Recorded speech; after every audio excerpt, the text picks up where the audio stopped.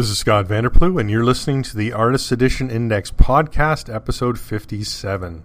I went down to the St. James Infirmary, found my baby there, stretched out on a long white table, so sweet, so cold, so fast. Welcome back to All Things AE, where we take the written word from aeindex.org and bring it to as much life as I can muster in my voice. This month we have our usual mix of polls, out-of-print sales, reviews, some news, and some letter mail. All right, let's get to it. I guess the big news this month was that for the first time, the second time this year, the first time actually, my family and I went somewhere on the weekend. We traveled from our home to Ottawa, which is our nation's capital. I mean, I'm in Canada. And I got to the hotel on Saturday, and the website was giving me issues. If anybody tried to access the website and got an error, it said you've been blocked by the administrator. I had a WordPress plugin called Defender that for some reason just was using some different criteria after an update to block people. People are only supposed to be blocked if they repeatedly hit files that don't exist on the website. That's a sure sign that someone's trying to hack my website. Or if they try to repeatedly log into the website with the incorrect login, again, sure signs that someone's trying to hack your website. So that's what's supposed to happen, and then they get blocked. So that's worked pretty well for a while. But it stopped working. So I had to switch products. I switched to a different WordPress plugin that I find I used to use it. I switched to Defender because it was more user-friendly. But now I've gone back to my previous product. Everything seems back to normal. And I had a bunch of people, though, that were not able to get into the website on Saturday. So I'm sorry about that. I posted on Facebook and Twitter. And I hope people were able to see that and try again and get back in. So that was my sad news for the month, for sure. Big news, there isn't any. I guess the biggest news is shipping changes. EC Covers Artist Edition, that's been scheduled for September 1st for months, has now moved to October 6th. Diamond hasn't updated it yet. But now that Penguin Random House is distributing the IDW AE format books, I'm using the Penguin Random House site as well, checking shipping dates, and that's where I'm getting this. October 5th is the Tuesday. That's when books ship. October 6th is when Diamond would ship it. So I'm still going with the Diamond date, theoretically. We'll see how that goes. Otherwise, we just the two releases coming up through Diamond and scheduled anyways. The Steranko Nick Fury Agent of S.H.I.E.L.D. Artisan Edition is still scheduled for September 29th. No change there yet. And John Buscema's Marvel Heroes Artist Edition is still scheduled for November 3rd. We'll see if those change at all. As we talked about last month, we do have some new books, but they haven't hit the Diamond schedule yet, and they haven't changed in the Penguin Random House. And that is the Rocketeer Artist Edition, 40th anniversary, third print, technically. So we're waiting to see when that's solicited, probably next month. As well, right, we talked about the Judge Dredd by Brian Boland Apex Edition. That was solicited last month through the 2000 AD Rebellion website. That's supposed to hit Diamond previews in October for a February release. So that's two Diamond previews away. The August Diamond previews came out for books shipping in October and beyond. And there are no new AE format books there solicited. So we're working with that very small list. And 2021 doesn't seem to get better as the books we have solicited to keep pushing further into the future. Sad news indeed. All right, that's about it for that. I have some site news. The people who've been purchasing off the store have been doing so in a bit of a flurry. Well, I really appreciate that this summer. I'm down to 3 books in a portfolio now on the store website. I have John Byrne's Marvel Classics Artifact Edition for a pretty cheap price, $75 US, 100 Canadian, because the fold-out, the Captain America poster fold-out is missing. So that was a misprint I received, and I'm selling it here. I also have the Book of Ballads, Original Art Edition, for $50 US, 65 Canadian, and that's undercover as well. I've got Usagi Yojimbo Samurai and Other Stories Gallery Edition. That's currently $200 US, $265 Canadian, because It's actually been jumping up in price lately. And I'm still quite a bit below eBay. But just trying to keep it, in a sellable period. As well, the Wallywood Thunder Agents Artist Edition portfolio is for sale. I think that may be a bit of a hard sell. Only because it's quite large. So shipping is going to be tricky. So even though I've got it listed for 30 US, 40 Canadian, that could be, shipping to the States, depending on the size, it could be 11, 12, 13 bucks, and then Canadian could be 20. So I'm not sure that's really something that's going to sell. So, all right, that's the store. And that's one of the ways to support the site, which I appreciate greatly. All right, skipping ahead, let's talk about letter mail, which are really emails. Nobody sends me a letter in the post. Got a few emails this month, and I really, it's funny. And I appreciate it. People are, we got newer fans or coming to the Artist Edition party, and they're looking for those older books that they missed out on, and they want to get them. And they, this is a very frequent question I have: is X book being reprinted? It's so hard to gauge what fits reprint criteria from IDW at this point. At the beginning, they released a book, they'd wait a year or two, then they'd reprint them. All those early artist editions have all been reprinted. And then we really had no reprints for anything. And then there was that fairly quick reprint of the Bernie Wrightson Artifact Edition from DC. And then no real reprints again. And then news through Diamond I got, and we talked about it on the site, and I've mentioned on the podcast, that they're reprinting the Jim Lee's X-Men Artist Edition, Marvel IDW.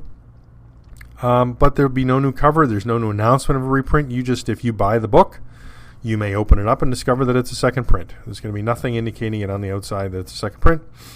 So it's more of a stealth printing, just to keep it going, so that Penguin Random House doesn't require a new SKU or anything. It's just, here's this book continuously available. So maybe that's how they appeal to the Amazon, Barnes & Noble, Chapters, online bookstore market. Keeping a book in print. I mean, it's great for the hobby. It is their most successful, I think, artist edition to date because of that widespread distribution. Really, it's the collector in me, the long-term collector in me. It says, I want a first print. When really, probably later prints when they make a correction or something, or if there's a slight fix when they discover something's wrong. The later printings are probably better as far as a reading experience goes, but I can't shake that old collector mentality of first print. All right. Let me see if there were other letters that did not relate to reprints or the website, which I got a lot of emails about the website, so sadly, that people were blocked. All right. No, that's about it. Well, that's good. All right, let's talk poll. This month's poll, again, from our good friend and Patreon patron, David Jacoy, said Green Lantern has long been considered one of the best DC characters, created by stellar artists John Broome and Gil Kane. I think, I'm not sure Green Lantern has been considered one of the DC's best characters, but hey, I'm going with it. The Intergalactic Policeman has some of the best artists leave their mark on him with thick green ink. Who among these superstar artists deserve the AE format treatment? All right, our selections were Neil Adams, Daryl Banks, Dave Gibbons, Gil Kane, and Ethan Van Sciver. Based on, I put samples up. I voted for Gil Kane. I love the early Gil Kane. I love this. I love that early period, the really early Silver Age DC. I just think it's so awesome, and we've seen so little original art from it in the AE format. None. And but the most votes went to Neil Adams, which I sort of expected. Sad, really. I think Gil Kane deserves it, but I think they both deserve it. Neil Adams got 43 votes. Gil Kane got 19 votes. Dave Gibbons only got 10 votes, which I don't get that. Dave Gibbons, period, was a great art at the time. Ethan Van Sciver got 9 votes, and Daryl Banks got 3 votes. Nothing against any artist. But when I'm comparing it, it's got to be your area. And I am just not into that 90s Daryl Banks art. And Ethan Van Sciver, yes and no. It's just too modern-y for me. That's interesting how I'm aging out here. And I'm looking back at art and not really a huge fan of new art. So that's sort of where I stand on that. But an interesting poll again. Again, this poll, we put it up on the 16th of the month. It runs to the end of the month, stuck to the top of the website. You can always set the poll from the 16th to the 30th, 31st. It's always going to be the first post. And then after that, I unstick it. It's called sticky in WordPress. And that just goes back down to when it was published, the 16th. You can always vote on older polls. I've got that all fixed now on the site. So if you missed out a poll, you want to look back at our other polls, go ahead and cast a vote for sure. All right, let's talk out-of-print sales. eBay picked up a bit this month. I see some prices picking up. Was not the, last month I really thought was in the toilet, the June sales, but here's the July sales. So 3 copies of Alien: The Illustrated Story, average $212.75. So still keep staying up there. 1 copy of Batman: The Dark Knight Returns, Frank Miller Gallery Edition, sold for $384.99. Wow. Hey, I just wanted to mention this, out of print. When I reference out of print, I'm referring to, is it available from Diamond/Lunar, which are comic shop distributors. But I was just on the Graffiti Designs website, and this Batman Dark Knight Returns Gallery Edition is still available on their site, either the original, either the retail cover or the variant cover. So they're both available. So if you're looking for this book, go to the Graffiti Designs website. The only problem with the Graffiti Designs website is their shipping is kind of high. They're based in California, and they don't seem to do media mail. So I've looked at books even in my post box in Niagara Falls, New York, and I have passed up on some. They had some sales. I really wanted the Frank Miller's Ronin signed slipcased edition, but the shipping was way too much. So I was just happy to stick with my retail version. All right, moving on. Best of EC Comics Volume 1, 3 copies, an average of $182.67, and 1 copy of Volume 2 sold for $202.50. Bill Sienkiewicz's Mutants and Moon Knights and Assassins Artifact Edition, 1 copy sold $329.99. This is a book that just keeps climbing. That's staying pretty high above the 300s. And that's a book I'd really like to see as an Artifact Edition, just to appease fans who want to see the work but don't want to pay the extra price. 2 copies of Conan Red Nail's Original Art Archives, Volume 1, sold for an average of $176.24. 2 copy of Dave Cockrum's X-Men Artifact Edition, sold for an average of $140. 1 copy of Dave Gibbons' Watchmen, sold for $100. 1 copy of Dave Stevens' Rocketeer Artist Edition, first print, sold for $175. 2 copies of Don Rose's The Life and Times of Scrooge McDuck, Volume 1, sold for an average of $175. 1 copy of Fantagraphics Studio Edition Black Hole by Charles Burns, sold for $139. 1 copy of Fantagraphics Studio Edition Hal Foster's Prince Valiant, sold for $263.47. Wow. 1 copy of Frank Cho's Savage Wolverine, sold for $112.50. Bunch of zeros. 3 copies of Jack Davis's EC Stories Artist Edition, sold for an average of $194.17. Man, those ECs seem to keep going. They seem to roll well in the aftermarket. 2 copies of Jack Kirby Commandy, The Last Boy on Earth Artist Edition, sold for an average of $175. 1 copy of Jack Kirby's Fantastic Four, The World's Greatest Artist Edition, sold for $225. And 1 copy of Jack Kirby's Marvel Heroes and Monsters Artist Edition, sold for $199. 1 copy of Jim Starlin's Marvel Cosmic Artifact Edition, sold for $175. 2 copies of Joe Kubert's Tarzan and the Apes, sold for $99.99 average. 1 copy of John Buscema's Silver Surfer Artist Edition, sold for $200. Wow. 2 copies of John Byrne's X-Men Artifact Edition, sold for an average of $358.18. Yowzers. That's up there. 1 copy of John Romita's Amazing Spider-Man Artist Edition, sold for $60. So that bargain just slipped through on eBay there. 1 copy of John Romita's Amazing Spider-Man Artist Edition Volume 2, sold for $145. 3 copies of Lone Wolf and Cub Gallery Edition, sold for an average of $250. That book is hot on the aftermarket. Wow. 1 copy of Mad Artist Edition, sold for $195. 1 copy of Marvel Covers Artist Edition, sold for $107.50. 2 copies of Michael Golden's Micronauts Artist Edition, sold for an average of $250. There's a book that desperately needs a reprint as well. This is fairly new enough that you'd think maybe a reprint would happen, but I don't know if that has something to do with the Hasbro license, that it was part of the Marvel license that IDW had to get to reprint that. Tough call. Mike Mignola's Hellboy and Hell and Other Stories Artist Edition, first print, sold 3 copies, averaging $187.81. No second prints sold. Mike Mignola's The Amazing Screw-On Head and Other Curious Objects, sold for $125, 1 copy. 2 copies of Ross Andrews' The Amazing Spider-Man, sold for an average of $158.75. 2 copy of Sam Keefe's The Max Artist Edition, sold for an average of $179.50. 1 copy of Sergio Aragona's Grew the Wanderer, sold for $76. 1 copy of Spawn Vault Edition 2, sold for $399.99. Wow. 2 copies of Star Wars Artifact Edition, sold for an average of $128.71. 2 copies of Steranko Nick Fury Agent of S.H.I.E.L.D. Artist Edition, sold for an average of $141.25. That's a great book. I really encourage everybody to get that in the full size. 1 copy of Usagi Jimbo Samurai and Other Stories Gallery Edition, sold for $300. There's that sale I was talking about. I'm still keeping mine at $200 because I have no box. No box, and it's open. So that's 2 copies of Wally Wood's EC Stories Artist Edition, sold for an average of $314.75. First print. Second print, 1 copy sold for $265. Walter Simonson Star Wars Artist Edition, sold for an average. 1 copy sold, $137.29. 2 copies of Will Eisner's The Spirit Artist Edition, sold for an average of $107.48. Going down to my crazy high prices, nothing this month. So that's nice. That's the out-of-print sales. Of course, we have no recent print sales since no books have been printed. So sad. What are you going to do? Just keep hoping. I'm making a typo correction in my spreadsheet here. It drives me crazy that I have Walter Simonson's Thor Artist Edition when it's Walter Simonson's The Mighty Thor.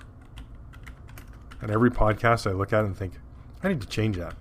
And every podcast, I don't change it. All right, I've changed. Yeah, those crazy sales, I think they've come and gone. The last crazy sale was we saw a bunch in May, and we haven't seen anything since then. So I think those high eBay prices sort of peaked in May, and I don't think we'll see them again. Maybe not. Who can say, though? With artist editions being printed, the AE format being printed so much less, I think we may see high demand in the aftermarket if no reprints occur. And if we're going to do these, with these stealth reprints like the X-Men, I think we'll see higher prices commanded for the signed limited edition. But I think the regular edition, if it's going to be evergreen and just multiple printings, I don't think we'll see a back issue market because Amazon right now has it on a discount. And if Amazon keeps it on a discount, that'll just be the way it goes. All right. We're halfway point, I believe. Let's look at the time on this. Yep, a little over halfway. And this is the time when I say, help me, help the website. I can't help it. Sorry, double entendre there. The site's fully done by me, chief cook, bottle washer. So if you'd like to support the site, please use the links. Almost all the links I have on the site are affiliate links, and I get a percentage of that. That's the easiest way to support me. Click on a link, buy something. The only links I have on the site that don't support me are a lot of the French links. Collector BD is the cheapest way to get books shipped from Europe to North America. So that's what I'm using for my books, and that's what I recommend people do. They don't have an affiliate program, but they've been so great customer service-wise that I just happily promote them here and on the website. The other way to support me is through Patreon. That's greatly appreciated. You can sign up for $1 a month or more, whatever you feels. And I'd appreciate that greatly. That just that can be in your own local currency as well now, so that's nice. I'm leaving it as U.S. because I don't want to interfere with what I've got established. I was thought about changing it to Canadian for me, but then that affects everybody who's not Canadian, so I didn't want to do that. And the third way to support the site is through the store, which we've already talked about. I went through what's there. I have not had any opportunities to pick up any real bargains or pick up extras, or normally, when I'm at a comic shop and I see an artist edition languishing somewhere, or have an opportunity to pick something up at a convention, I think I'll get those, and then I put them aside, and then I've been selling them in the store. That's sort of how the store, the genesis of the store came about this year. But now as I'm going through my inventory, and there's been no conventions, there's been no opportunities for me to pick up additional books. So that's sort of how it goes. All right, let's talk reviews for this month. I have 2 reviews this month. I'm trying to keep on this 2 reviews a month schedule because I just want to do the reviews as best I can. I was down to 1 because of the dearth of books being published. But then I realized there's other French books. There's books publishing original art. Opportunities. There's books on my bookshelf that I've been going through, and these are the things I've been reviewing. Nice opportunities. So this month, actually, there's a book from Fantagraphics that's original art new, and there's a French book original art. All right, first up, review-wise, is Queen of the Ring, Wrestling Drawings by Jaime Hernandez, 1980 to 2020. Here's the blurb. For the past 40 years, acclaimed graphic novelist Jaime Hernandez has been creating a Love and Rockets adjacent world set in the heyday of 1960s and 70s women's wrestling and lucha libre, with an entirely separate cast of characters who have aged and evolved. The beautiful and brutal Betty Ray, the IFW Pacific Women's Champion, aka Golden Girl, as well as former champions Pantera Negra, Miss Kitty Perez, and many more. As Hernandez puts it, it's my Love and Rockets world that's not my Love and Rockets world. This best of book spotlights the women who are often ignored in pro wrestling in 125 full-color illustrations, pin-ups, action shots, fake wrestling magazine covers, all presented in a deluxe paperback that echoes the Lucha Libre magazines of the 1960s. Hernandez also discusses the work in an interview with fellow cartoonist Katie Skelly. Despite having created one of the most expansive and remarkable casts of characters of any cartoonist who ever lived, under the umbrella of the ongoing Love and Rockets comic book series, acclaimed graphic novelist Jaime Hernandez, Will Eisner Hall of Famer, Eisner, Harvey, Ignatz, and Penn Award winner, LA Times Book Prize winner, and on a very short list of contenders for the title of America's Greatest Living Cartoonist, has been privately amassing a body of work that no one else has ever seen for 40 years, until now. This was released in August of 2021 by Fantagraphics. It's 8.3 by 10.9 inches, 128 pages, and it's a hardcover. The solicitation must be old because it lists softcover. It's available from all your favorite online retailers. And it is very interesting. So it's you look at a 40-year period of somebody drawing things. And the book's broken up nicely. A lot of color. A lot of ink drawings. If you like Jaime Hernandez artwork, this is a great accompanying book. And as far as I can tell, I don't know the size. I don't know if this was reduced from his sketchbook, if this is how he draws. But I really like it. The early drawings look so much like his early style. That I really enjoy that early style. Before he evolved slightly into how he's drawing now. And the beginning of the book's got color, and like I said, it's that early drawing style. He's got a lot of cross hatching, and a bit different approach to art than what he has now. And the book then goes on to do a lot of magazine covers, like he's doing the faux wrestling covers. A lot of and he said he does. He's just doing pencil ink, and then pencil crayons, and that's sort of what he's done throughout the book.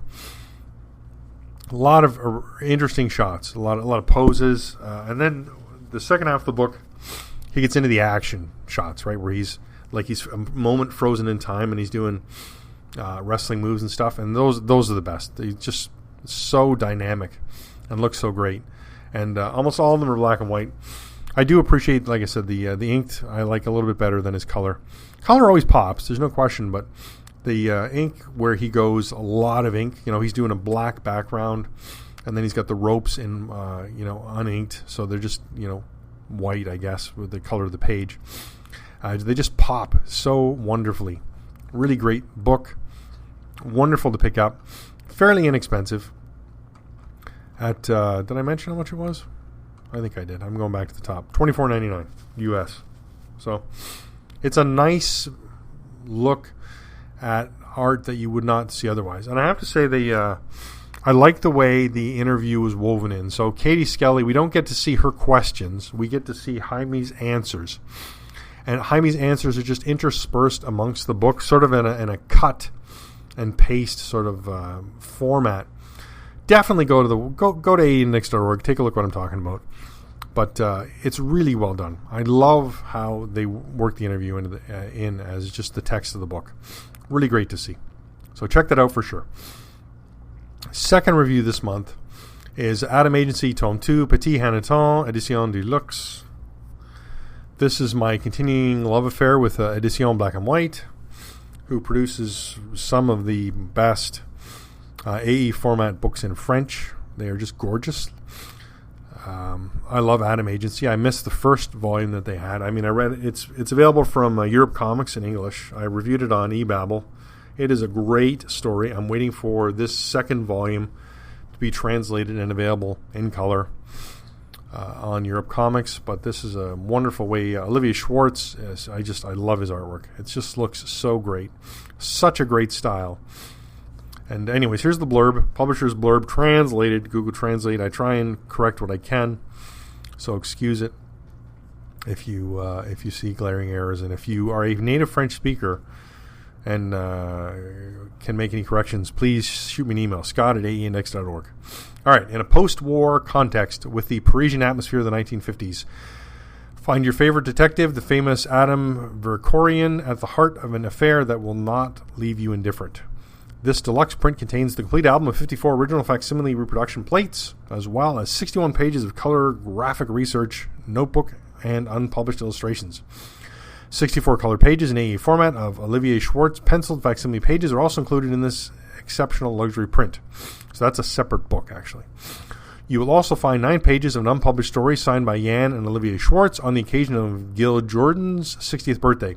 In the same way, an ex libris in 3-color passage serigraph in the format 27 by 32 centimeters, produced by the company Experience and signed by Olivier Schwartz, will be provided to you.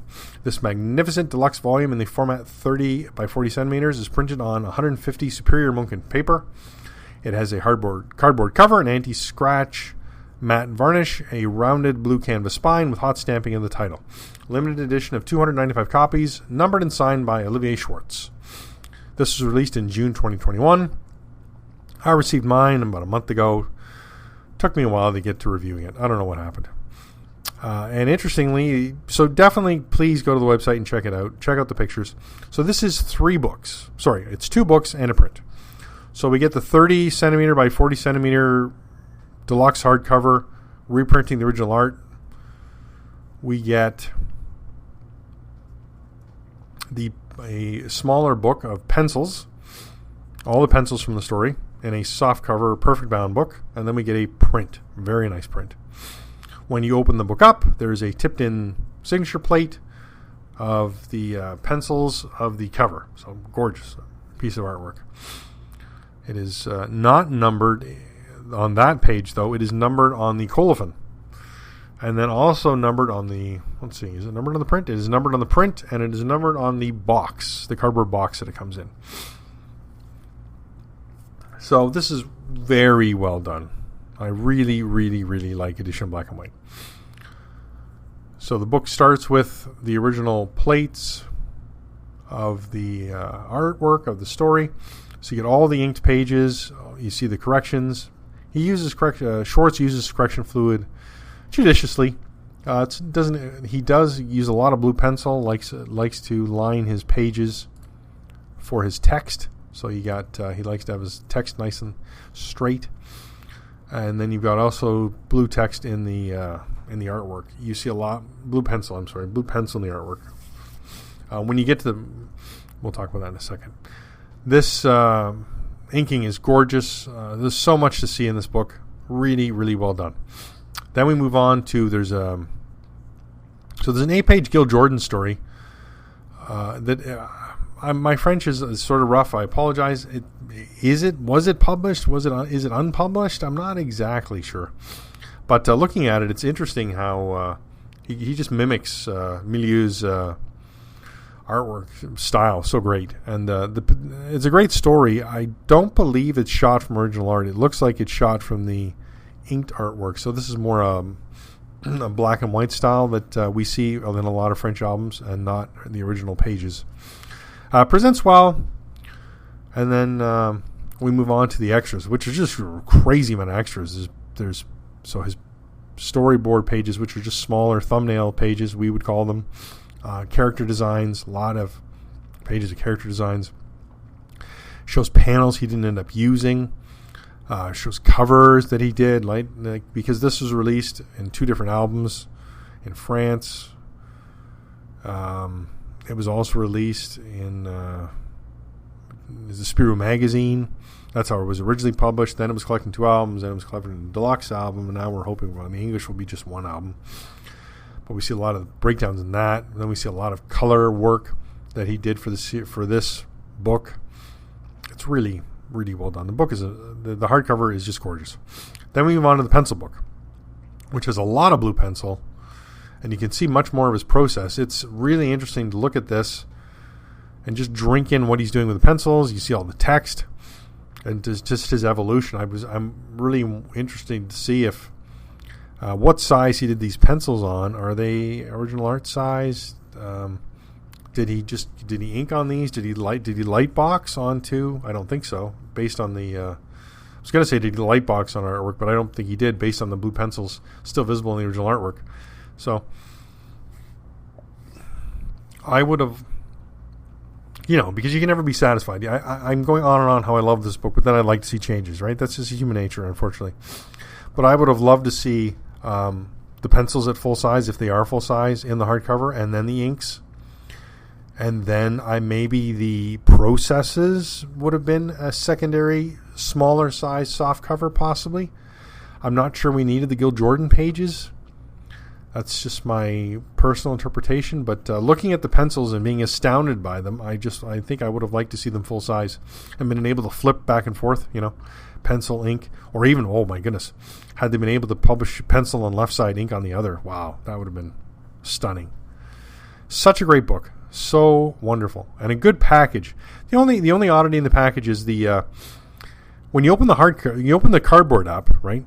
The book doesn't actually fit in the cardboard. There's a space, there's a gap where they put a styrofoam foam insert, sort of to keep the book from sliding around.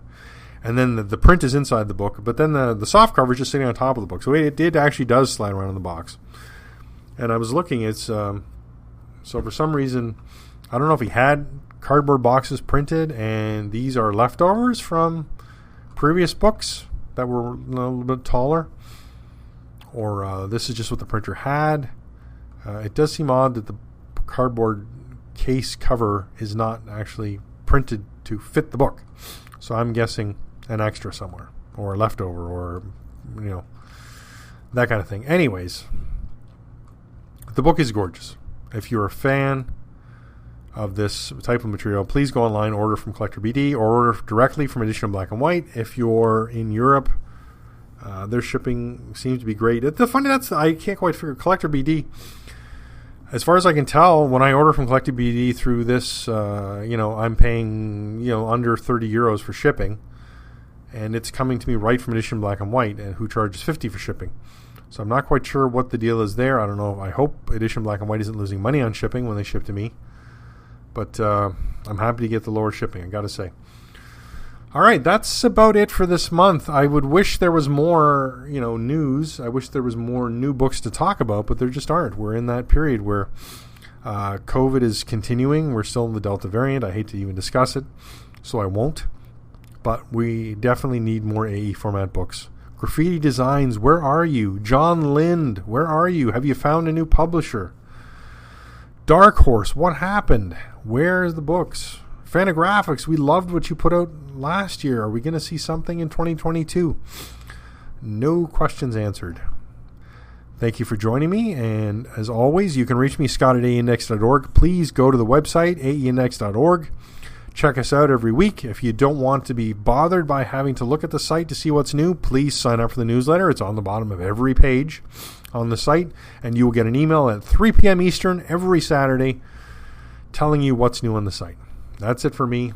Let's talk again next month. Let her go, God bless her. Wherever she may be, she can search this wide world over. She'll never find a sweet man like me.